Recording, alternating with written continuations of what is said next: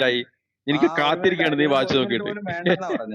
ഇനി ഞാൻ ഒരു ബൈബിളിന്റെ മിനിറ്റ് കാര്യം പറയട്ടെ, വേണ്ടെന്നാ പറഞ്ഞേ. ബൈബിളിന്റെ കാര്യം കൂടി പറയട്ടെ. വെയിറ്റ് ചെയ്തോ. അത് ഓക്കെ വേണ്ട, ഓക്കെ, നമുക്ക് പിന്നെ ഒന്ന് പറയാം. മ്യൂട്ട് ചെയ്തോ. ഇനി അടുത്ത ആരാ എടുക്കുന്നത്? അടുത്ത ആരാ? ഞാൻ ഞാൻ എടുക്കാം. മോഡ് ചെയ്യും, ഞാൻ മോഡ് ചെയ്യും. ഓക്കെ, ഞാൻ എടുക്കാം. ഗിബോർ. ഓക്കെ, ഗിബോർ. ഈ ജമാല് എന്ന് പറയുന്ന മണ്ണൂർ യഥാർത്ഥത്തിൽ ഇന്നത്തെ ദിവസമായിരിക്കും മനസ്സിലാക്കിയത് ഒന്നിലധികം ടൈപ്പ് ഓഫ് ഖുറാൻ ഡിഫറൻസസ്. ഇത് ആദ്യമായിട്ടും കണ്ടുപിടിക്കുന്നതെന്ന് പറഞ്ഞാൽ ഇത് ഇത്രയും മാത്രം ഉണ്ടെന്നുള്ള ആദ്യം ഫ്ലാഷ് ചെയ്യുന്ന 26 ഖുറാനാണ് സ്പീക്കേഴ്സ് കോർണറിൽ. അപ്പൊ ആ സ്പീക്കേഴ്സ് കോർണർ ഇത് ചെയ്ത് ഇസ്ലാമിന്റെ അവിടെ മസ്ജിദിലുള്ള ഈ അറബി അറിയാവുന്ന ഉസ്താദുമാരുമായിട്ട് ഇരുന്ന് ഡിസ്കസ് ചെയ്തതിനു ശേഷം ജയസ്മിത്തുമായിട്ടിരുന്ന ഒരു പ്രോഗ്രാം ഉണ്ട്. ചെറുതും വലുതുമായ 96,000 വേരിയേഷൻ ആണ് ഹഫ്സും വർഷം മാത്രമുള്ളത്. ഹഫ്സും വർഷം തമ്മിൽ 5000 വ്യത്യാസം. ഈ 26 ഖുറാൻ തമ്മിലുള്ള വ്യത്യാസങ്ങൾ എന്ന് പറഞ്ഞാൽ ചെറുതും വലുതുമായിട്ടുള്ളത് അത് പല രീതിയിലുള്ള കോൺസണൻസിന്റെ ആണെങ്കിലും പല രീതിയിലുള്ള വ്യത്യാസമുള്ളത് 93,000 വേരിയേഷൻസ് ആണ്. ഇത് ഹാത്തുൻ ടാഷ് ഇവരുടെ മസ്ജിദുകളിൽ പോവുകയും ഇവരുടെ ഈ ആൾക്കാരുമായിട്ട് ഇരിക്കുകയും ഇവർ കാണുകയും അതിൽ നിന്ന് തന്നെ ഇഷ്ടംപോലെ ഇമാംമാര് ഈ മതം വിട്ടിട്ടുണ്ട്. അപ്പൊ ഈ ഫ്ലാഷ് ചെയ്യുന്ന സമയത്ത് മുഹമ്മദ് ഹിജാബ് സ്പീക്കേഴ്സ് കോർണറിലുണ്ട്. ആ വീഡിയോ ഇന്നും ജയ്സ്മിത്തിന്റെ വീഡിയോ കിടപ്പുണ്ട്. ഇത് ഈ 26 ഖുറാൻ കാണിക്കുന്ന സമയത്ത് മുഹമ്മദ് ഹിജാബ് അവിടെ ഷൗട്ട് ചെയ്ത് പറയുകയാണ്, നിങ്ങൾ ആരും അങ്ങോട്ട് പോകരുത്, നമ്മൾ ഇങ്ങോട്ട് കൂടണം എന്ന് പറഞ്ഞിട്ട് വിളിക്കുകയാണ് അവിടെ നിന്നുണ്ട്. She was shouting. ഈ 2018 ഇത് കാണിക്കുന്ന സമയത്ത്. അതിനുശേഷം മുഹമ്മദ് ഹിജാബ് 2020 ജൂൺ 8 യാസിർ ഖാദിയായിട്ട് ഒരു ലൈവ് ഇത് നടക്കുക. അതിന്റെ കാരണം എന്ന് പറഞ്ഞാൽ ഫരീദ് എന്ന് പറയുന്ന യമനിക്ക് ഇവര് യാസിർ ഖാദിയായിട്ട് ഇമെയിൽ കൺവെർസേഷൻ നടക്കുന്നു. ആ ഇമെയിൽ കൺവെർസേഷനിൽ ഫരീദിന്റെ അടുത്ത് യാസിർ ഖാദി പറയുന്നുണ്ട് നമ്മുടെ ഖുറാനകത്ത് പ്രശ്നങ്ങളുണ്ട് എന്നുള്ളത് പറയുന്നു. അത് ഈ ഇമെയില് ഇദ്ദേഹം ലീക്ക് ആക്കുന്നു. ഫരീദ് ലീക്ക് ആയത് കൂടി ഈ ദാവ ടീം ഇവന്മാരെല്ലാം ഈ സ്പീക്കേഴ്സ് കോർണറിൽ വന്നുകൊണ്ടിരുന്ന സാധനങ്ങളാ. ഈ ഹിജാബ്, അലിദാവ, മൻസൂർ, ഇവന്മാരെല്ലാം. അപ്പൊ ഇവന്മാരുടെ ഇടയിൽ ഭയങ്കര കൺഫ്യൂഷൻ ആയിട്ട് അവൻ യാസിർ ഖാദിയായിട്ട് ഒരു ലൈവ് ഇത് വെക്കുവാണ് ജൂൺ 8. അവൻ ലൈവ് ഷോയിൽ ഏകദേശം 1.5 മണിക്കൂറോളം ഉള്ള ലൈവ് ഷോയില് മുഹമ്മദ് ഹിജാബ് നിർബന്ധിക്കുകയാണ്, ഞാൻ ഒരു ബ്ലാങ്ക് മുസാഫ് തന്നു കഴിഞ്ഞാൽ നിങ്ങൾ എന്ത് എഴുതും. അപ്പം യാസിർ ഖാദി പറയുന്നുണ്ട്, നീ എന്നെ ഇങ്ങനെ നിർബന്ധിക്കരുത്, നമ്മൾ ഈ വിഷയങ്ങളെ കുറിച്ച് പ്രൈവറ്റിൽ സംസാരിക്കാമെന്നാണ് പറയുന്നത്. Will discuss that in private എന്ന് പറഞ്ഞു. പക്ഷെ മുഹമ്മദ് ഹിജാബ് വളരെ അഡമണ്ട് ആയിട്ട് നിന്നെന്നുള്ളതാ. അപ്പൊ ലാസ്റ്റ് അതിന്റെ ഭാഗത്തോട് വരുമ്പം അദ്ദേഹം പറയുന്ന കാര്യമാണ്, നമ്മുടെ standard Islamic narratives has holes in it എന്ന് പറയുന്നു. ആ ഹോൾസ് എന്ന് പറഞ്ഞു കഴിഞ്ഞാൽ അതിന്റെ അർത്ഥം എന്തുവാ? അതിനകത്ത് എല്ലാം പ്രശ്നങ്ങൾ ഉണ്ടെന്നുള്ള വളരെ ടെക്നിക്കൽ ടൈമിൽ അല്ലെങ്കിൽ ഒരു വാച്യാർത്ഥത്തിൽ, ഒരു വ്യംഗ്യാർത്ഥത്തിൽ അദ്ദേഹം പറയുന്നതാണ്. അതിനുശേഷം ഈ ടെലികാസ്റ്റ് കഴിഞ്ഞതിന് ശേഷം ഇസ്ലാമിക ലോകത്ത് വളരെ ഭൂചലനം ഉണ്ടാവുന്നു. അത് കഴിഞ്ഞിട്ട് മുഹമ്മദ് ഹിജാബിനെ ബ്ലാക്ക്മെയിൽ ചെയ്തിട്ട് ആ വീഡിയോ എടുത്തു കളഞ്ഞെന്നുള്ള ആ വീഡിയോ ആദ്യം 1 മാസത്തോളം യാസിർ ഖാദി ആ വീഡിയോ ഓടിക്കുന്നതും അത് കഴിഞ്ഞിട്ട് യാസിർ ഖാദി എടുത്തു കളയുകയാണ്. അതിനുശേഷം പല ഇൻസിഡന്റില് നമ്മുടെ ഷബീർ അലി അക്സെപ്റ്റ് ചെയ്തിട്ടുണ്ട്, പല ആൾക്കാര്. അതോടുകൂടിയാണ് സ്പീക്കേഴ്സ് കോർണർ empty ആകാൻ തുടങ്ങുന്നത്. അദ്നാൻ റഷീദ് ആണെങ്കിലും മൻസൂർ ആണെങ്കിലും നമ്മുടെ ഈ എന്താ പറയുക ഇജാസ് എന്ന് പറഞ്ഞ ഇജാസ് ഒക്കെ നമ്മുടെ ക്ലബ് ഹൗസിൽ വന്ന അവനൊക്കെ ഞങ്ങളെ ഇംഗ്ലീഷ് ക്ലബിൽ നിന്ന് ഞാനും നസറീനും ഒക്കെയാണ് ഗോഡ് ലോജിക്കും ഒക്കെയാണ് ഓടിച്ചു വിടുന്നത്. അവൻ ഇജാസ് അതേപോലെ കുറെ ടീമുകളുണ്ട്. ഇവന്മാരെല്ലാം സ്പീക്കേഴ്സ് കോർണർ വേക്കന്റ് ആക്കുന്നത്. അതിനുശേഷമാണ് ഹാത്തുൻ ടാഷിനെ അറ്റാക്ക് ചെയ്യുന്നതും ലൈഫ് ത്രെട്ടനിങ് ഉണ്ടാകുന്നതും അതിനുശേഷം ആ സ്പീക്കേഴ്സ് കോർണറിൽ പോകുന്നത് നിർത്തുന്നതും അതിനുശേഷമാണ്. ഇത് വളരെ കൃത്യമായിട്ട് തെളിവുകൾ സമേതം ഉള്ളതാണ്. ഇത് അവൈലബിൾ ആണ്. ഇത് വളരെ ഇൻഫർമേഷൻസും ജയ്സ്മിത്തിന്റെയും അൽഫാദിയുടെയും, അൽഫാദി ഇവിടെ വരുമായിരുന്നു, അൽഫാദിയുടെയും സീര ഇന്റർനാഷണലിലും ഫാൻഡർ ഫിലിംസിലും ഇത് രണ്ടും വളരെ കൃത്യമായിട്ട് കിടപ്പുണ്ട്. പിന്നെ അതല്ലാതെ എക്സ് മുസ്ലിംസിന്റെ അബ്ദുള്ള സമീറിന്റെ ഉണ്ട്, അങ്ങനെ പല അപ്പോസ്റ്റേറ്റ് പ്രോഫറ്റിന്റെ ഉണ്ട്, അങ്ങനെ 100 കണക്കിൽ ചാനലുകൾ ഇത് റെഡിലി അവൈലബിൾ ആണ്. ഇതിന് യാതൊരു പ്രശ്നവും ഇല്ല. അതിനകത്തുള്ള വ്യത്യാസങ്ങൾ പലയിടത്തും, കാരണം എന്ന് പറഞ്ഞാൽ ഇത്രയും വേരിയേഷൻസ് ഡിസ്കസ് ചെയ്യുക ഇറ്റ്സ് നോട്ട് ഈസി. അപ്പൊ എവിടൊക്കെ എന്തൊക്കെ വ്യത്യാസങ്ങളുണ്ട് മേജർലി ഉള്ളത് പല പോയിന്റുകളും പറയുന്നത് ജയ്സ്മിത്തിന്റെ ചാനലിലും ഇതിനകത്ത് വളരെ കൃത്യമായിട്ട് കിടപ്പുണ്ട്. വളരെ കൃത്യമായിട്ട് അർത്ഥങ്ങൾ തമ്മിലുള്ള വ്യത്യാസങ്ങൾ. അത് രാജാ ബ്രദർ ഇവിടെ പലപ്പോഴും ക്ലബ് ഹൗസിൽ സംസാരിച്ചിട്ടുമുണ്ട്. രാജാ ബ്രദർ എടുത്തിട്ടുണ്ട്, എനിക്കൊന്ന് എബ്രാം ബ്രദർ എടുത്തിട്ടുണ്ട്. അതിനകത്ത് വ്യത്യാസങ്ങളെ കുറിച്ച്, അഫ്സും വർഷവും തമ്മിലുള്ള വ്യത്യാസങ്ങളെ കുറിച്ച്. That's it. അടുത്ത ആളാരാ എടുക്കുന്നേ? അതല്ലെന്നുണ്ടെങ്കിൽ നമുക്ക് വേണമെന്നുണ്ടെങ്കിൽ ചെറിയൊരു സ്റ്റഡി നടത്താം ഇത്. അല്ലെങ്കിൽ ഇക്കാക്ക എടുക്കുന്നോ? എന്താണ് ഈ 1924 മുമ്പ് നടന്നതും അതിനുശേഷം എന്താണ് നടന്നതും എന്ന് വേണമെന്നുണ്ടെങ്കിൽ നമുക്കൊന്ന് നോക്കാം. ഇക്കാക്ക ചെറിയൊരു സെഷൻ ചെയ്യുന്നോ? ഞാൻ വേണമെങ്കിൽ ഒരു 5 മിനിറ്റ് എടുക്കാം. ഇക്കാക്ക കേൾക്കുന്നുണ്ടോ? എന്നെ കേൾക്കാൻ പറ്റുന്നുണ്ടോ? കേൾക്കാം.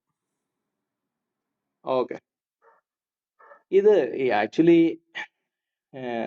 സയ്യിദ് ബിൻ സാബിത്തിന്റെ സമയത്ത് ഇത് ഇങ്ങനെ എഴുതി. അതിനുശേഷം ഉസ്മാന്റെ കാലമായപ്പോഴത്തേക്കും അന്ന് തൊട്ടൊരു കാരണമാണ് പറയുന്നത്, ഇവര് പല രീതിയിൽ ഓതുന്നത് കൊണ്ട് കൺഫ്യൂഷൻ ഉണ്ടായി. അപ്പോ ഞാൻ ഇതിനു മുമ്പ് ഇവിടെ ഈ ഇസ്ലാമിക് പുസ്തകത്തിൽ നിന്ന് തന്നെ വായിച്ച് ഞാൻ പറഞ്ഞിട്ടുണ്ട്, 7 രീതിയിലുള്ള കിറാത്താണുള്ളത്. അഹ്റൂഫ് കിറാത്ത് ഇങ്ങനെയുള്ള കാര്യങ്ങളൊക്കെ പറഞ്ഞ് ഇവര് ഇങ്ങനെ വഴക്കുണ്ടാക്കുന്നതും കാര്യങ്ങളും. അപ്പൊ ഇങ്ങനെ പോയി കഴിഞ്ഞാൽ ഇത് ഒരു ഏകീകരണം നടത്തിയില്ലെങ്കിൽ നമ്മുടെ ഈ ഉമ്മത്ത് വഴക്കുണ്ടാക്കി തല്ലി പിരിയും. അതുകൊണ്ട് ഇത് ഒരു ഏകീകരണം നടത്തേണ്ടത് ആവശ്യമാണ്. അങ്ങനെയാണ് ഉസ്മാനി മുസഫിന്റെ ആ ഒരു കാലഘട്ടം വരുന്നത്. ഒക്കെ എല്ലാം വിളിച്ചു വരുത്തി, അതല്ലെങ്കിൽ എല്ലാം കൂടെ കൊണ്ടുവന്ന് അത് ഒരു ഖുറാനാക്കി, ഉസ്മാനി മുസഫാക്കി. പിന്നെ അത് ഇസ്ലാമിക different parts of the world എന്ന് വെച്ചാൽ ഇസ്ലാമിക ലോകത്തിന്റെ പല ഭാഗങ്ങളിലോട്ടായിട്ട് ഇത് അയക്കുന്നത്. അപ്പോ അന്നേരം ഇവര് പറയുന്നത് ഇതാണ്, പല രീതിയിലുള്ള ഓതലുകൾ ഒറ്റ ഒരു രീതിയാക്കി മാറ്റി എന്നുള്ളതാണ് അവർ പറയുന്ന ക്ലെയിം. പല തരത്തിലുള്ള ഖുറാൻ എന്നുള്ളത് ഇവർ ഒരിക്കലും അംഗീകരിക്കാൻ ആഗ്രഹിക്കുന്നില്ല. പക്ഷെ സത്യാവസ്ഥ അത് തന്നെയാണ് അന്നും ഇന്നും. എന്തായാലും അങ്ങനെ ഒരു മുസഫാണെന്നും പറഞ്ഞ് ലോകത്തിന്റെ എല്ലാ ഭാഗങ്ങളിലേക്കും അയച്ചു. നമ്മുടെ മണ്ണൂർ ഇപ്പൊ അത് തന്നെയല്ലേ പറയുന്നത്, ഒറ്റ ഖുറാനേ ഉള്ളൂ എന്ന് പറഞ്ഞു. പക്ഷെ ഈ പ്രശ്നം നമ്മുടെ മണ്ണൂരിനും ഈ ഇസ്ലാമിക് ഹിസ്റ്ററി അറിയത്തില്ല. ഈ ഒരു ഖുറാനേ ഉള്ളൂ എങ്കിൽ ഒരിക്കലും മുസ്ലിങ്ങൾ അതിന്റെ പേരിൽ അടിയുണ്ടാക്കേണ്ടതോ അവരുടെ പണ്ഡിതന്മാർക്ക് ആവലാപ്പെടേണ്ട കാര്യം ഇല്ല. ഇത് ഒരു ഖുറാനേ ഉള്ളൂ എന്നുള്ള കാര്യം ഉറപ്പായിരുന്നുവെങ്കിൽ. അതിനുശേഷം പല പ്രാവശ്യം ക്രോഡീകരണങ്ങളൊക്കെ നടക്കുന്നുണ്ട്. അവസാനം 1924 സ്റ്റോറിയിലേക്ക് വരികയാണ്. ഓക്കെ, അപ്പോ 1924 ആകുമ്പോഴേ നമുക്ക് കാണാൻ പറ്റുന്നത് ഖുറാന്റെ വ്യത്യസ്ത അറബി ഖുറാനുകൾ നമുക്ക് കാണാൻ പറ്റും. ഇപ്പൊ മലയാളത്തിലുള്ള പരിഭാഷയെക്കുറിച്ചോ ഇംഗ്ലീഷിലുള്ള പരിഭാഷയെക്കുറിച്ചോ മറ്റ് ഭാഷകളിലേക്കുള്ള പരിഭാഷയെക്കുറിച്ചോ ഒന്നല്ല പറയുന്നത്. അറബിയില് വ്യത്യസ്ത ഖുറാനുകൾ നമുക്ക് കാണാനായിട്ട് പറ്റും. അതിന്റെ പേരുകളൊക്കെ നമുക്ക് അറിയാം. അതിന്റെ ജസ്റ്റ് നമ്മുടെയൊക്കെ ഏരിയയിൽ പ്രത്യേകിച്ച് ഹഫ്സ് ആണ് മെയിൻ ആയിട്ട് ഉപയോഗിക്കുന്നത്. നമ്മുടെ ഇവിടെ നിന്ന് മാത്രമല്ല, ലോകത്തെമ്പാടുമായിട്ട് 90% മുസ്ലിങ്ങളും ഇന്ന് ഉപയോഗിക്കുന്നത് കേരളത്തിലൊക്കെ ഉപയോഗിക്കുന്ന പോലെ തന്നെ ഹഫ്സ് ഖുറാനാണ്. എന്നാൽ ഇതിന്റെ വർഷമുണ്ട്, ദൂരിയുണ്ട്, കാലൂണുണ്ട്, അങ്ങനെ പല വിധത്തിലുള്ള ഖുറാനുണ്ട്. എന്നാൽ ഈ ഹഫ്സ് കഴിഞ്ഞാൽ പിന്നെ ഏറ്റവും കൂടുതൽ ഉപയോഗിക്കുന്നത് വർഷാണ് എന്നുള്ളതാണ് ഞാൻ മനസ്സിലാക്കുന്നത്. കാലൂൺ അത് കഴിഞ്ഞിട്ടേ ഉള്ളൂ. ആ വിഷയത്തിൽ ഇനി എന്തെങ്കിലും തെറ്റുണ്ടെങ്കിൽ ഞാൻ തിരുത്താൻ തയ്യാറാണ് താനും. ഓക്കെ, അപ്പോൾ 1924 ആകുമ്പോഴത്തേക്കും ഇസ്ലാം. ഓക്കെ, അതിനു മുമ്പ് ഒരു കാര്യം കൂടെ പറയുന്നുണ്ട്. ഈ ഓട്ടോമൻ എംപയറിന്റെ കാലത്ത്, പ്രത്യേകിച്ച് തുർക്കി ബേസ്ഡ് ഓട്ടോമൻ എംപയറിന്റെ കാലത്ത് അവരുടേതായ ഒരു ഖുറാനും കൂടെ ഉണ്ട് കേട്ടോ. അതും കൂടെ ഒന്ന് ഓർക്കേണ്ടതാണ്. അവര് അതിന്റെ ഡീറ്റെയിൽ വേണമെന്നുണ്ടെങ്കിൽ നമുക്ക് പിന്നീട് ഒരവസരത്തിൽ നോക്കാം. എനിവേ, അപ്പൊ ഈ സൗദി അറേബ്യ ഈജിപ്തില് ബേസ് ചെയ്ത് ഉള്ള സ്കൂളുകളൊക്കെ, ഇസ്ലാമിക് സ്കൂളുകളിലൊക്കെ ഇത് സ്കൂളുകള്, അതുപോലെ തന്നെ അവരുടെ കോർട്ട്, അവരുടെ സൊസൈറ്റി. അപ്പോൾ മുസ്ലിങ്ങൾ പൊതുവെ ഈ ശരീഅത്ത് ലോ ഇങ്ങനെ ഉള്ളത് കൊണ്ടും, അതുപോലെ പലരും ഖുറാൻ മനപ്പാഠം പഠിക്കുന്നത് കൊണ്ടോ ഓതുന്നത് കൊണ്ടോ ഒക്കെ പല രീതിയിൽ ഇങ്ങനെ ഓതുകയും ഈ സ്കൂളിലും ക്ലാസ് റൂമിലും ഒക്കെ ഒരേ ആയത്തിനെ പല രീതിയിൽ ഈ കുട്ടികൾ ഓതുന്നത് ഒരു പ്രശ്നമായി വന്നു. അപ്പൊ ഇതിനകത്ത് കുഞ്ഞുങ്ങൾ തോൽക്കാൻ വരെ കാരണം ഈ പല വിധത്തിലുള്ള ഖുറാന്റെ ഓതലുകൾ. അപ്പൊ ഒന്ന് ശരിയാണ്, ഒന്ന് ശരിയല്ല. ഇപ്പൊ മണ്ണൂര് പറഞ്ഞ പോലെ കണ്ടോ, മണ്ണൂര് ഇപ്പൊ വർഷിന്റെ ഒരു ആയത്ത് വായിച്ചു കേട്ടപ്പോ പറഞ്ഞ കണ്ടോ.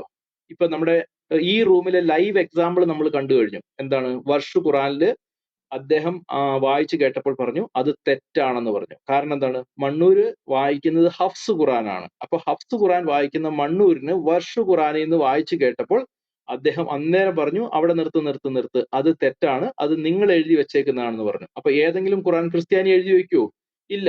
എന്നാൽ ഇത് മുസ്ലിങ്ങളുടെ തന്നെ അറബിയിലുള്ള മറ്റൊരു വെർഷനാണ് ഇവിടെ കേട്ടത്. അത് കേട്ടപ്പോഴത്തേക്കും മണ്ണൂരിന് മനസ്സിലായി ഇത് ഹഫ്സ് ഖുറാൻ അല്ല, അല്ലെങ്കിൽ അദ്ദേഹം ഉപയോഗിക്കുന്ന ഖുറാൻ അല്ല, ഇത് മറ്റൊരു തരത്തിലുള്ള അറബി ഖുറാനാണ്. അപ്പോഴത്തേക്ക് അദ്ദേഹം പറഞ്ഞു ഇത് തെറ്റാണ് എന്ന് പറഞ്ഞു.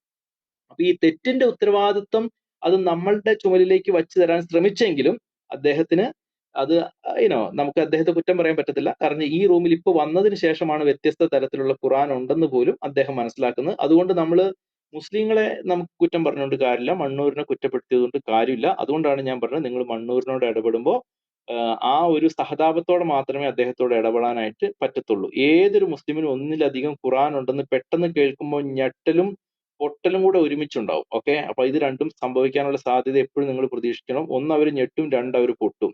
അപ്പൊ പൊട്ടിക്കഴിഞ്ഞാൽ അടുത്തുള്ളവരൊക്കെ ഒരല്പം സൂക്ഷിച്ച് നിന്നോണം. അത് പറഞ്ഞിട്ട് കാര്യമില്ല. എന്തായാലും 1924 ഇങ്ങനെ 24-നും മുമ്പും ഇങ്ങനെയുള്ള ഈ പ്രശ്നങ്ങൾ ഉള്ളപ്പോൾ ഇത് പരിഹരിക്കാതെ മുമ്പോട്ട് പോയി കഴിഞ്ഞാൽ വീണ്ടും ഈ ഉസ്മാനി മുസഫ് ഉണ്ടാക്കുന്ന സമയത്ത് ഉണ്ടായിരുന്ന സെയിം പ്രോബ്ലം ലോകത്തെമ്പാടുമുള്ള മുസ്ലിങ്ങളുടെ ഒരു മിനിറ്റ് ഞാൻ പ്രസന്റ് ചെയ്ത് കഴിഞ്ഞിട്ടെ അത് കഴിഞ്ഞിട്ട് നമുക്ക് സംസാരിക്കാം. നിനക്ക് ഒരാള് സംസാരിച്ചോണ്ടിരിക്കുവല്ലേ? അതല്ലടാ, എന്റെ പേര് പറഞ്ഞില്ല ഇടയ്ക്ക്. അതല്ല ഞാൻ പറഞ്ഞു, എന്റെ പേര് പറഞ്ഞതുകൊണ്ടല്ലേ. എന്റെ പേര് പറയേണ്ട ആവശ്യമില്ല, പ്രസന്റേഷനിൽ പേര് പറയേണ്ട ആവശ്യമില്ലല്ലോ ഒരാളുടെ. അപ്പൊ അതല്ല ഇടപെടുന്നത്. അപ്പൊ അതുകൊണ്ട് എനിക്ക് സമയം വേണം. അതായത് ഒരു പാരായണ രീതിയാണ് ഹബ്സ് എന്ന് അവിടെ താഴെ ചാറ്റിലിട്ടിട്ടുണ്ട് ഞാൻ. എനിക്ക് ഇങ്ങനെ നിന്റെ ഒരു കോപ്പം കാണണ്ടേ ഇവിടെ? വിട്ടത് ഞാൻ താഴ്ത്തിക്ക് ഇറക്കിയിട്ടുണ്ട്. എനിക്കറിയാം. ആക്ച്വലി മണ്ണൂർ എന്നെ ഡിസ്റ്റർബ് ചെയ്യാനായിട്ട് ഒത്തിരി ആഗ്രഹിക്കുന്നുണ്ട്. അത് നമുക്ക് പറഞ്ഞിട്ട് കാര്യമില്ല. വിട്ടേരെ സാരല്ല. ഞാനത് ഓൾറെഡി പറഞ്ഞല്ലോ. വ്യത്യസ്ത ഖുറാനുകൾ ഉണ്ടെന്ന് ഒരു മുസ്ലിം ആദ്യമായിട്ട് കേൾക്കുമ്പോൾ ഞെട്ടും, രണ്ട് അദ്ദേഹം പൊട്ടും. ഇത് സ്വാഭാവികമാണ്. ഇത് നമ്മൾ പ്രതീക്ഷിക്കണം. അതുകൊണ്ട് സഹതാപത്തോടെ മാത്രമേ മുസ്ലിങ്ങളെ നമുക്ക് ഈ വിഷയത്തിൽ കാണാൻ പറ്റത്തുള്ളൂ. അവരെ തെറ്റ് പറഞ്ഞിട്ട് കാര്യമില്ല. ഓക്കെ, സോ ഞാൻ മുമ്പോട്ട് പോവാണ്. അപ്പോ ഈ 1924 ഫഹദ് രാജാവ് ഒന്നാമൻ, ഓക്കെ, ഫുഹാദ് എന്നാണ് ഇത്, അദ്ദേഹത്തിന്റെ നേതൃത്വത്തില് ഈജിപ്ഷ്യൻ ഗവൺമെന്റ് ഇതിനെ ഏകീകരിക്കാനായിട്ട്, സ്റ്റാൻഡേർഡൈസ് ചെയ്യാനായിട്ട് തീരുമാനിക്കുകയാണ്. അപ്പൊ അതിന്റെ ഉദ്ദേശം എന്താണ്? എന്തുകൊണ്ടാണ് ഈ ഏകീകരണം അല്ലെങ്കിൽ ഈ സ്റ്റാൻഡേർഡൈസേഷന്റെ ആവശ്യം എന്താണെന്ന് ചോദിച്ചു കഴിഞ്ഞാൽ ഇതുപോലെയുള്ള കൺഫ്യൂഷൻ മാറ്റാൻ വേണ്ടിയിട്ടാണ് ഇത് ചെയ്യാനായിട്ട് ശ്രമിക്കുന്നത്. അപ്പോ ഈ വ്യത്യസ്ത ഖുറാനിൽ നിന്ന് ഏതെങ്കിലും ഒരു ഖുറാൻ അവർക്ക് തിരഞ്ഞെടുക്കണം. അങ്ങനെയാണ് ഈ ഹഫ്സ് നസീം ഇവര് തിരഞ്ഞെടുക്കുന്നത്.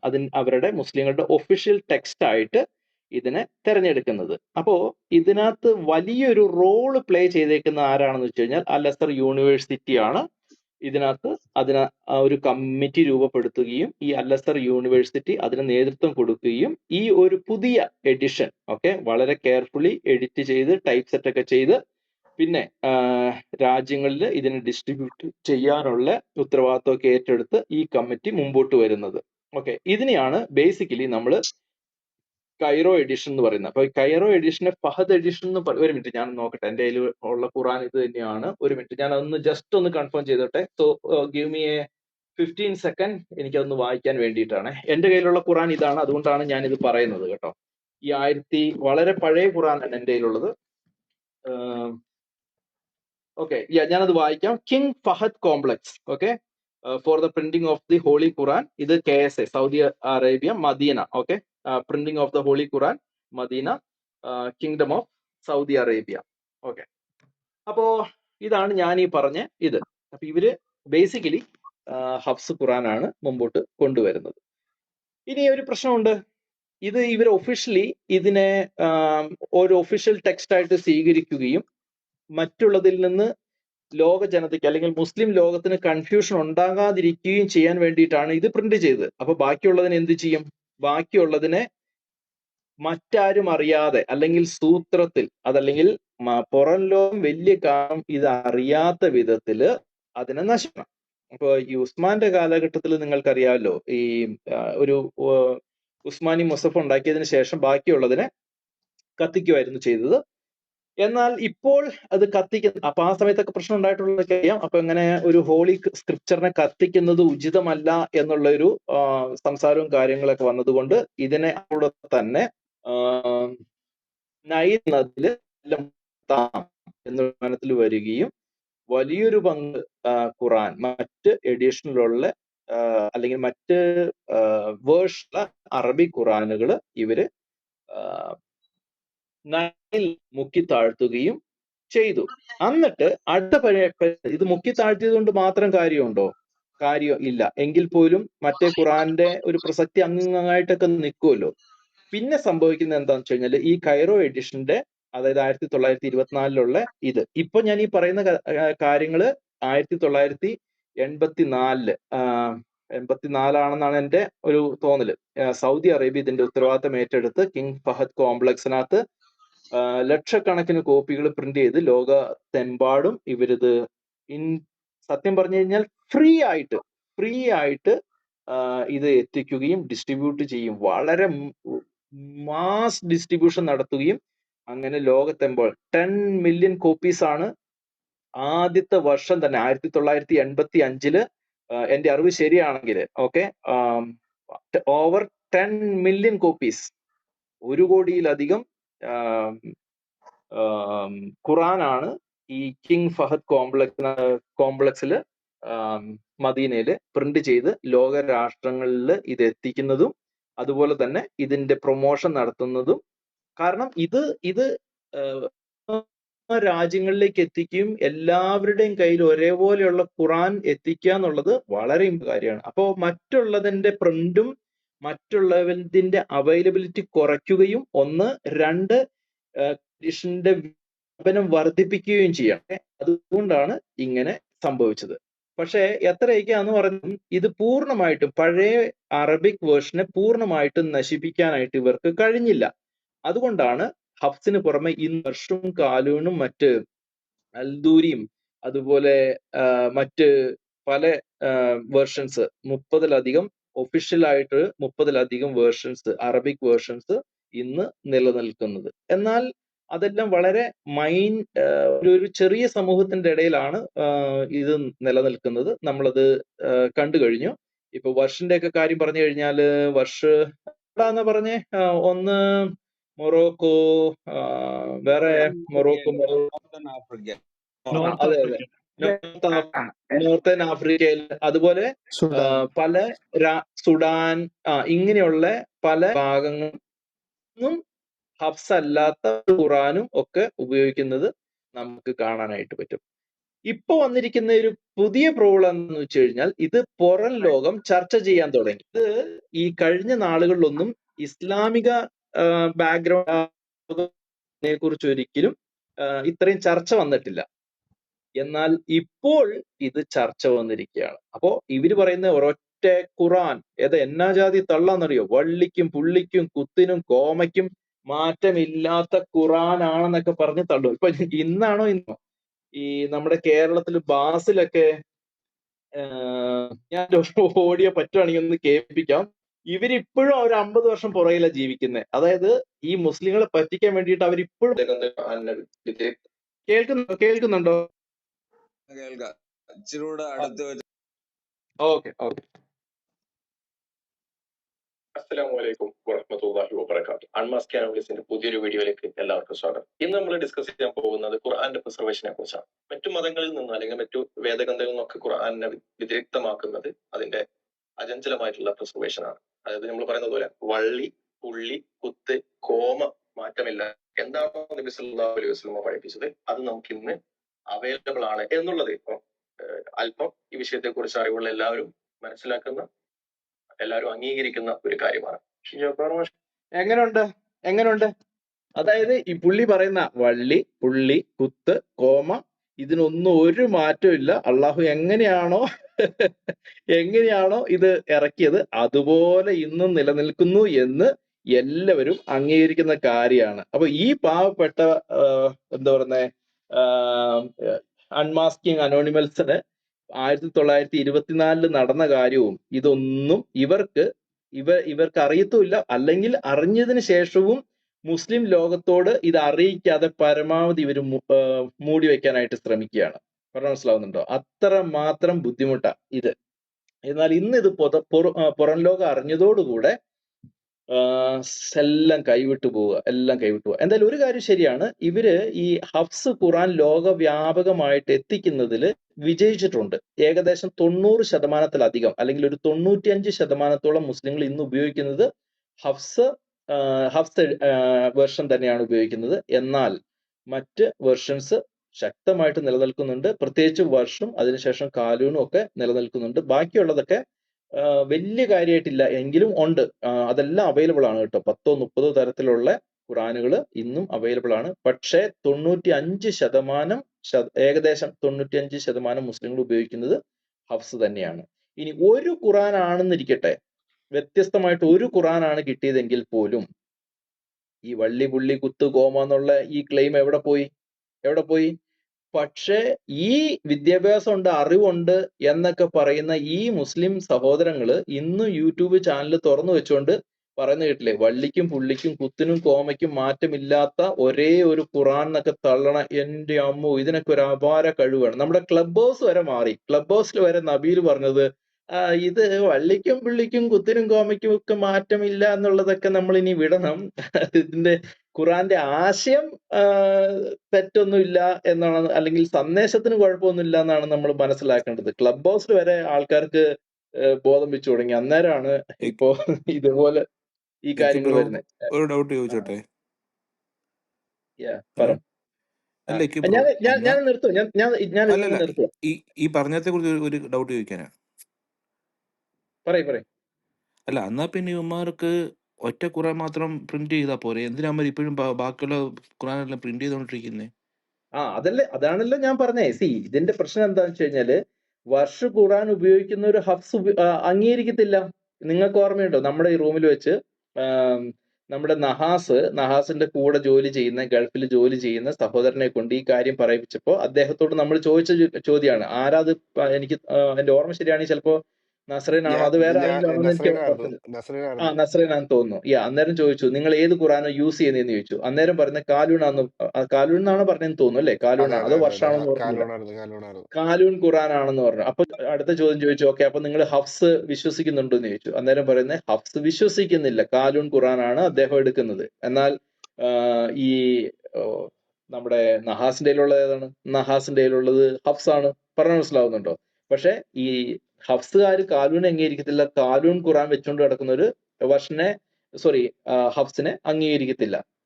ഇത് അവരുടെ ഇന്റേണൽ ക്രൈസിസ് ആണ്. എന്നാൽ ഒരു ക്രിസ്ത്യാനിയോട് സംസാരിക്കുമ്പോൾ അവർ പറയും, ഇതെല്ലാം ഒന്ന് തന്നെയാണ്, കാലൂണും അതുപോലെ ഹഫ്സും വർഷും ഇതെല്ലാം സംഭവം ഒന്ന് തന്നെയാണ് എന്ന് അവർ പറഞ്ഞ് തള്ളി മറയ്ക്കുകയും ചെയ്യും. എന്നിട്ട് ഇന്റേണലി അവർ പറയും, ഇല്ല, ഞങ്ങൾ അത് അംഗീകരിക്കത്തില്ല, ഞങ്ങൾ ഇതേ അംഗീകരിക്കത്തുള്ളൂ എന്ന് അവർ പറയുകയും ചെയ്യും. So there is A problem. അതാണ് ക്രൈസിസ്. നമ്മളിപ്പോ ഇത്രേ ഹെൽപ്പ് ചെയ്യുന്നുള്ളൂ. മുസ്ലിങ്ങൾ ഇത് എന്താ പറയുന്നേ, അറ്റ്ലീസ്റ്റ് അവർ അറിഞ്ഞിരിക്കണം. ഇത്രയും കാര്യം അറിഞ്ഞിരിക്കണം. ഈ വള്ളി പുള്ളി കുത്ത് കോമ ഇതൊക്കെ പറഞ്ഞുകൊണ്ട് പുറം ലോകത്തോട്ട് ഇറങ്ങാൻ പറ്റില്ല. ഇതൊക്കെ ഒരു കാലത്ത് അവര് അർമാദിച്ച കാര്യങ്ങളാണ്. എല്ലാം കാറ്റുപോയ ബലൂൺ പോലെ ഇങ്ങനെ കിടക്കുകയാണ്. ഇനി ഇതൊന്നും ഇനി ഊതി വീർപ്പിച്ചുകൊണ്ട് പൊതുജനത്തിന്റെ മധ്യത്തിലേക്ക് ഇറങ്ങാൻ പറ്റില്ല. ഇതിനെല്ലാം തുള വീണു. അതാണ് നമ്മുടെ യാസിർ ഖാദി പറയുന്നത്, standard Islamic narrative has holes in it. അതായത് ഇസ്ലാമിക ഈ പറയുന്ന ക്ലെയിംസിനെല്ലാം ഓട്ട വീണു. എവിടെ നമ്മുടെ മുസ്ലിങ്ങളെ 1924 പ്രിന്റ് ചെയ്തപ്പം ഒറ്റ ഖുറാൻ മാത്രം, ബാക്കി എല്ലാം പ്രിന്റ് ചെയ്തിരുന്ന പോരായിരുന്നോ? പ്രശ്നം കഴിഞ്ഞില്ലായിരുന്നു? അല്ലല്ല, ഇത് അവിടെ മാത്രമല്ല ബ്രദറെ പ്രിന്റ് ചെയ്യുന്നത്. നമ്മൾ അങ്ങനെ കൂടെ ഒരു കാര്യം മനസ്സിലാക്കണം. ഇത് ഇപ്പോഴും ഇത് പ്രിന്റ് ചെയ്യുന്ന സ്ഥലങ്ങൾ വ്യത്യസ്ത സ്ഥലങ്ങളിൽ നിന്ന് ഇത് പ്രിന്റ് ചെയ്യുന്നുണ്ട്. അപ്പൊ എല്ലാം സൗദി അറേബ്യ എന്നാണ് എന്നുള്ള ചിന്ത എനിക്കില്ല. അതാണ് ഞാൻ നമ്മുടെ ഇക്കാക്കയോട് പറഞ്ഞത്, എനിക്ക് ആ കാര്യത്തിൽ ഒരല്പം ചെക്ക് ചെയ്യാനുണ്ട്. കാരണം മറ്റ് സ്ഥലങ്ങളിൽ ഖുറാൻ പ്രിന്റ് ചെയ്യുന്നത് എനിക്കറിയാം. അതിനെ കുറിച്ചുള്ള ഒരു അറിവ് എനിക്കുണ്ട്. എന്തായാലും ഞാൻ ചെക്ക് ചെയ്തോളാം. അങ്ങനെയാണെങ്കിൽ വ്യത്യസ്ത ഖുറാൻ കൊണ്ടു നടക്കുന്നവർ എങ്ങനെ മുസ്ലിം എന്ന് പറയാൻ പറ്റും? ഒരു മിനിറ്റ്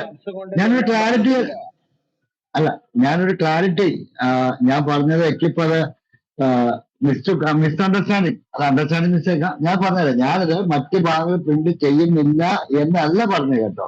ഖുറാൻ ലോകത്ത് പല ഭാഗങ്ങളിലും പ്രിന്റ് ചെയ്യുന്നുണ്ട്. പക്ഷേ ഇത് യൂണിഫിക്കേഷൻ നടത്തി സ്റ്റാൻഡർഡൈസ് ചെയ്തത് കേരളം സ്റ്റാൻഡർഡൈസ് ചെയ്യുകയും 84 സൗദിയിലേക്ക് വരുമ്പം ഇവർക്ക് വേണ്ടിയിട്ട് മറ്റേ കാലൂനും വർഷം അതും സ്റ്റാൻഡർഡൈസ് ചെയ്യപ്പെട്ടു.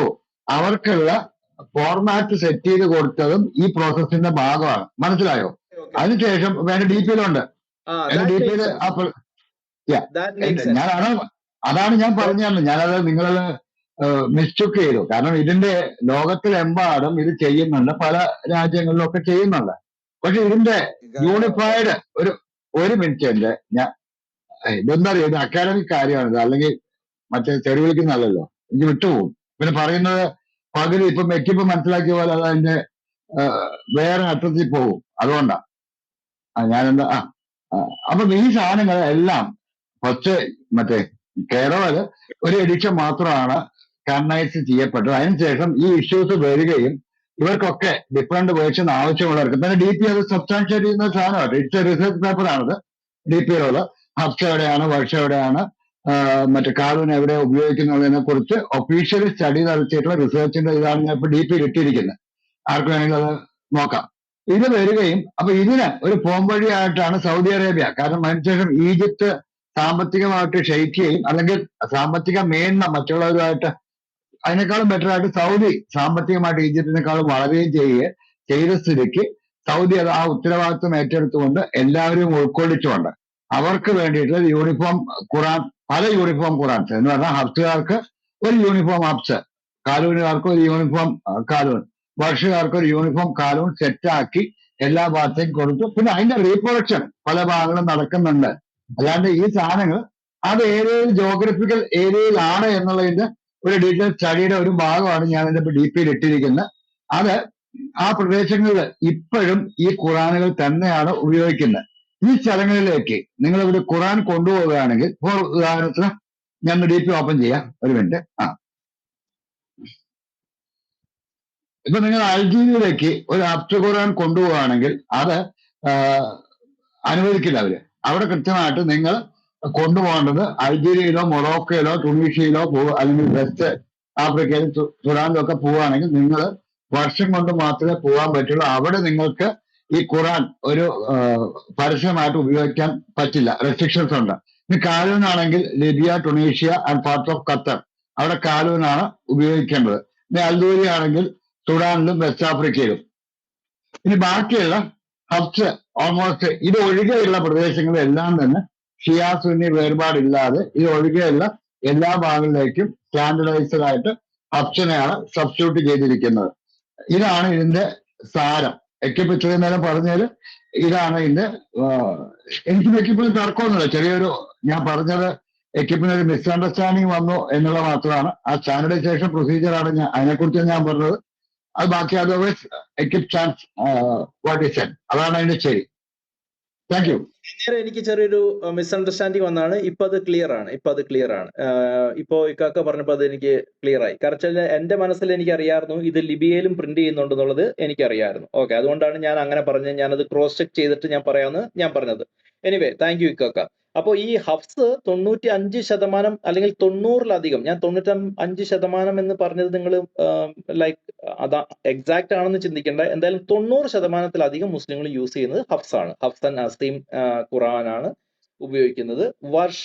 ബാക്കി ഒരു 5%, 3% ഒക്കെ ആയിരിക്കും. അത് മെയിൻ ആയിട്ട് മൊറോക്കോ, അൾജീരിയ, ടുണീഷ്യ ആൻഡ് ലിബിയയിൽ ട്രഡീഷണലി യൂസ് ചെയ്യുന്നത് ഈ ഖുറാനാണ്. കാലൂൻ മെയിൻ ആയിട്ട് ഉപയോഗിക്കുന്നത് എനിക്ക് തോന്നുന്നത് പാർട്സ് ഓഫ് ആഫ്രിക്കയില് അൽദൂരിയാണ്. അൽദൂരി സുഡാനിലും അതുപോലെ വെസ്റ്റ് ആഫ്രിക്കയിൽ ഉപയോഗിക്കുന്നത് അൽദൂരിയാണ് എന്നുള്ളത് ഞാൻ മനസ്സിലാക്കുന്നു. ഓക്കെ, ബാക്കിയുള്ള ഡീറ്റെയിൽസ് വേണമെങ്കിൽ നമുക്ക് പിന്നീട് നമുക്ക് നോക്കാം. അപ്പോ ഈ പറഞ്ഞ പ്രശ്നം എന്താണെന്ന് വെച്ച് കഴിഞ്ഞാൽ ഇത് ഒരു സ്ഥലത്ത് പ്രിന്റ് ചെയ്ത് എല്ലാ രാജ്യങ്ങളും ഒരുപോലെ അംഗീകരിക്കുമായിരുന്നെങ്കിൽ യെസ്, ഹബ്സ് ഓക്കെ ആയിരുന്നു. അത് ആരാ പറഞ്ഞ, SP ആണോ AK ആണോ അത് ചോദിച്ചത്? അങ്ങനെയാണെങ്കിൽ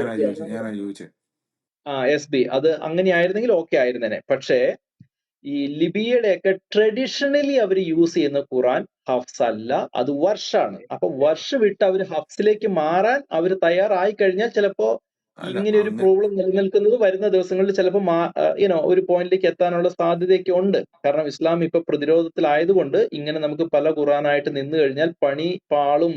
ഈ വള്ളിക്കും പുള്ളിക്കും കുത്തിനും കോമയ്ക്കും മാറ്റമില്ല എന്ന് പറയുന്നത് ഏത് ഖുറാനെ കുറിച്ചാണെങ്കിലും ഇപ്പൊ ലിബിയ ഒരു മിനിറ്റ് ഇക്കാക്ക, ഞാനിപ്പോ തീർക്കാം.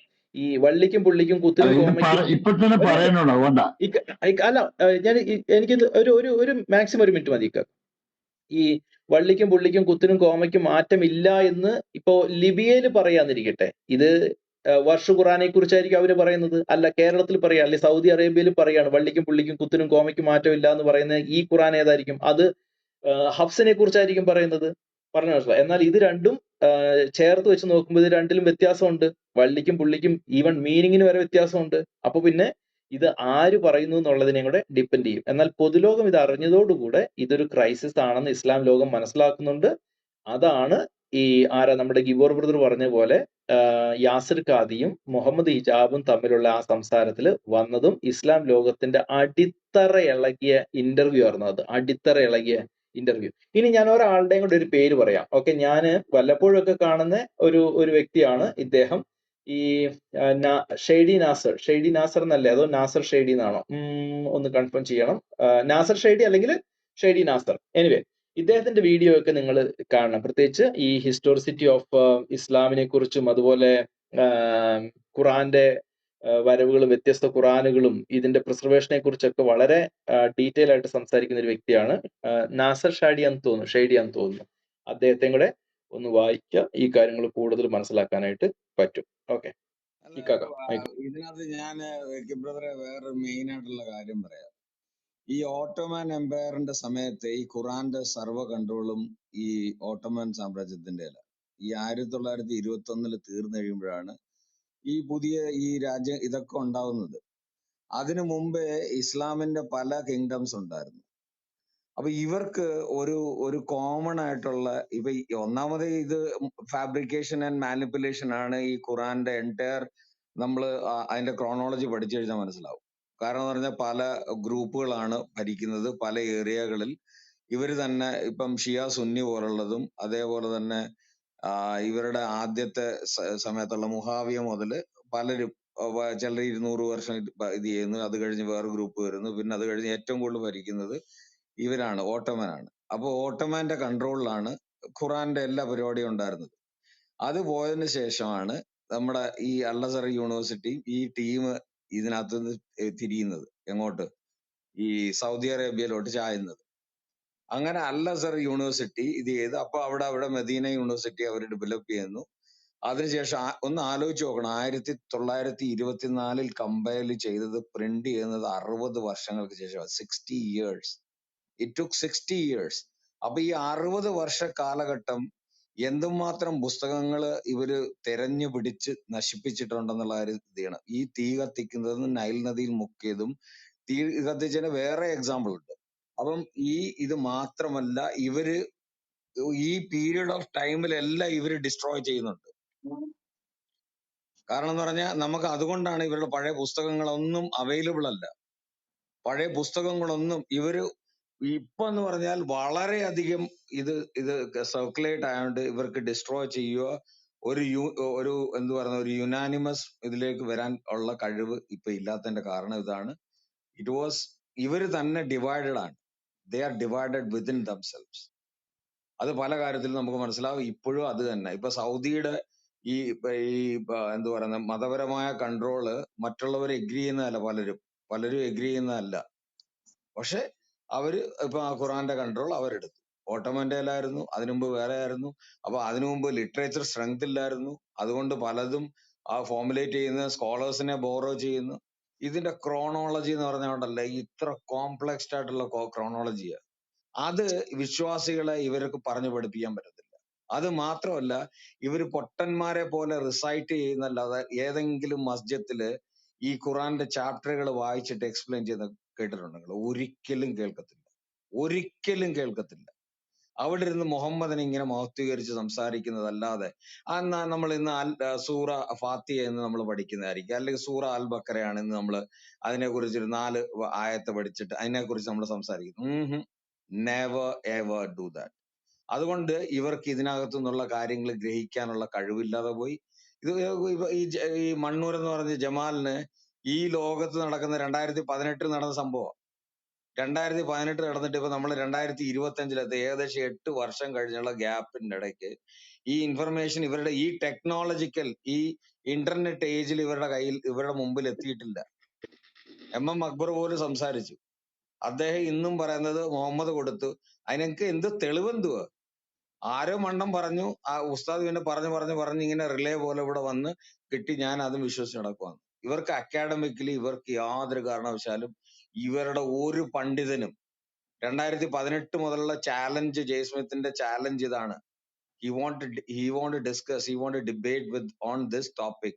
ഈ നിങ്ങൾ വള്ളി പുള്ളി കുത്തുപോകാമോ ഇല്ലെന്ന് പറയുന്നതും അതുമായിട്ട് ബന്ധപ്പെട്ട് ഇത് ചെയ്യാനായിട്ട് ചാലഞ്ച് ചെയ്തിട്ട് ഒരുത്തൻ ഗിവർ ഇന്ന് ബ്രോ, ഡിഫെൻഡ് ചെയ്യാൻ കൊണ്ട് കഴിഞ്ഞിട്ടില്ലെന്നുള്ളത്. ഇപ്പോഴും ഗിവർ ബ്രോ, അങ്ങനെ ഒരു ഡൗട്ട് ചോദിച്ചോട്ടെ? ഒറ്റ സെക്കൻഡ്. ഇപ്പോഴും എക്കി ബ്രദർ അൺമാസ്ക് അനോമലീസിനകത്ത് എന്തോ കേൾപ്പിച്ച് this is the bankruptcy of knowledge. Bankruptcy എന്ന് പറഞ്ഞാൽ ഹെവിലി ബാങ്ക്രപ്റ്റഡ് ആണ് ഇവര്, ഹെവിലി ബാങ്ക്രപ്റ്റഡ് ആണ്. അതുകൊണ്ടാണ് ഈ മണ്ടന്മാര് ഇതും ചുമ്മിക്കൊണ്ട് ഈ പേറിക്കൊണ്ട് നടക്കുന്നത്. The day they got knowledge they will simply dump it to Nile river അല്ല ഏത് ഗട്ടറിൽ ഇവർ ഈ സാധനം തൂക്കിയത്. അങ്ങനെ എനിക്ക് ഒരു ഡൗട്ട് ഉണ്ട്. ഏകദേശം 120 കോടി മുസ്ലിംസ് ഉണ്ടെന്ന് പറയുന്നു. ഇവരിൽ എത്ര പേര് കറക്റ്റ് ആയിട്ടുള്ള ഖുർആൻ കൊണ്ട് നടക്കുന്നുണ്ട്? 180 കോടിയോളം ഉണ്ട് ബ്രദറെ. ഇപ്പൊ ഇല്ല, ഇപ്പൊ നമ്മളൊരു 100 കോടിയായിട്ട് എടുത്താൽ മതി. 80 കോടി കയ്യാലപ്പുറത്തെ തേങ്ങ. അല്ല, 120 ആയിക്കോട്ടെ, അതിൽ എത്ര പേര് ഒറിജിനൽ ഖുർആൻ കൊണ്ട് നടക്കുന്നുണ്ട്? അതായത് ഇവർക്ക് ആർക്ക് കിട്ടിയ സാധനങ്ങൾ ഈ പറഞ്ഞ 10-30 സാധനം ഉണ്ടെങ്കിൽ ഒറിജിനൽ കൊണ്ട് നടക്കുന്ന എത്ര പേര് കാണും? സഹോദര, ഇവര് വീട്ടിൽ ഇങ്ങനെ തുണിക്കകത്ത് ഈ കൈലിക്കകത്ത് അല്ലെങ്കിൽ അണ്ടർവെയറിനകത്ത് പൊതിച്ച് വീട്ടിൽ വെച്ചേക്കുന്ന സാധനമാ. ആരെങ്കിലും ഖുറാനും പിടിച്ചോണ്ട് നടക്കുന്ന ആരെങ്കിലും കണ്ടിട്ടുണ്ടോ? ഇത് അണ്ടർവെയറിനകത്ത് പൊതിഞ്ഞ് അവിടെ വെച്ചേക്കുന്ന ഒരു അണ്ടർവെയർ ഇടിപ്പിച്ച് ഒരു കൊരണ്ടിക്കകത്ത് ഇങ്ങനെ വെച്ചേക്കുന്ന സാധനമാ. അങ്ങനെ പോണ്ട. പട്ടിൽ പൊതിഞ്ഞ് അല്ല, അങ്ങനെ പോണ്ട. പട്ടിൽ പൊതിഞ്ഞ് അവരങ്ങനെ ചെയ്യുന്നത്. നമ്മള് മറ്റൊരു രീതിയിലോട്ട് പോണ്ട പ്ലീസ്. അതിന് നമ്മള് ബൈബിള് പിടിച്ചോണ്ട് പറയുന്നത്. നടക്കുന്ന പോലെ ഇവര് കൊണ്ട് നടക്കുന്ന എവിടാ?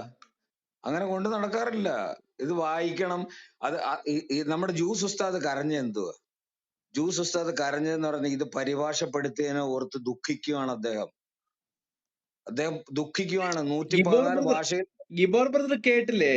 ജ്യൂസ് ഉസ്താദ് അല്ല, ഞാനത് വീഡിയോ പബ്ലിഷ് ചെയ്തിട്ടുണ്ട്. എക്യൂബ് അപ്പോളജറ്റിക്സിനകത്തോട്ട് ഇത് പബ്ലിഷ് ചെയ്തിട്ടുണ്ട്. ഒരു 15 മുമ്പുള്ള വീഡിയോ നമ്മുടെ ചാനലിൽ പബ്ലിഷ് ചെയ്തു നോക്കി. അതിനകത്ത് ഇവിടെ വന്ന് ആ ഉസ്താദ് പറഞ്ഞിരിക്കുന്ന അത് പബ്ലിഷ് ചെയ്തിട്ടുണ്ട്. പുള്ളി ഈ റൂമിൽ ഈ പ്ലാറ്റ്ഫോമിൽ ഈ പാനലിൽ വെച്ച് പുള്ളി പറഞ്ഞാണ് ഖുറാൻ അറബിയിൽ നിന്ന് മലയാളത്തിലേക്ക് പരിഭാഷപ്പെടുത്തിയതാണ് പ്രോബ്ലം. ഞാൻ അതിന്റെ ലിങ്ക് മുകളിൽ പേസ്റ്റ് ചെയ്തേക്കാം. ഓക്കെ, കണ്ടിന്യൂ ചെയ്തു. ഞാൻ പറഞ്ഞത്, ഞാൻ ജ്യൂസ് ഉസ്താദ് എനിക്കതൊരു 3-4 വർഷം മുമ്പാണെന്നാണ് പറഞ്ഞത്. നജീബ് മൗലവി, സുന്നി പുരോഹിതനായിട്ടുള്ള നജീബ് മൗലവിയാണ് പരിഭാഷയെ അപലപിച്ചുകൊണ്ട് എപ്പോഴും സംസാരിക്കാറുള്ളത്. ഞാൻ അത് കേട്ടിട്ടില്ല. പക്ഷെ ഈ ജ്യൂസ് ഉസ്താദിന്റെ ഞാൻ ഇത് കേട്ടിട്ടുണ്ട്. ജ്യൂസ് ഉസ്താദിന്റെ മുഖത്ത് ആ ദുഃഖം കാണാവുന്നതാണ്. വളരെയധികം ആ ദുഃഖം നമുക്ക് ആ എക്സ്പ്രഷനിലൂടെ നമുക്ക് മനസ്സിലാവുന്നുള്ളത്. ഇങ്ങനെ ചെയ്തത് എന്തുവാന്ന് 114 ഭാഷയിൽ ട്രാൻസ്ലേറ്റ് ചെയ്തിട്ട് ഇത് നിർത്തിവെച്ചിരിക്കുകയാണ്. Forcefully they stopped it. No more translation.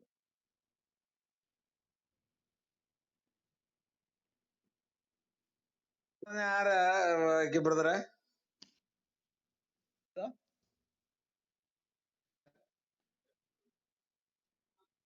ഗിബർ എന്താ പറഞ്ഞ, ചിലപ്പോ ഈ ജാമിദ ടീച്ചർ പറഞ്ഞ മൗലവി തന്നെ ആയിരിക്കും നമ്മുടെ ഇവിടെ വന്നേ. കാരണം പുള്ളിക്കാരൻ എന്താ പറയുക, ഹ്യൂമാനിറ്റി എന്നുള്ള പേരും പറഞ്ഞാണ് വന്നേക്കുന്നത്. അപ്പൊ ചിലപ്പോ ജാമിദ ടീച്ചർക്ക് അവരുടെ വോയിസ് കേട്ടാൽ തിരിച്ചറിയുമെങ്കിൽ ഞാൻ വേണമെങ്കിൽ കേൾപ്പിക്കാം. എനിക്കറിയത്തില്ല ജാമിദ ടീച്ചർ പറഞ്ഞ വ്യക്തി തന്നെയാണോ എന്ന് എനിക്കറിയത്തില്ല. ഞാൻ വേണമെങ്കിൽ വോയിസ് കേൾപ്പിക്കാം.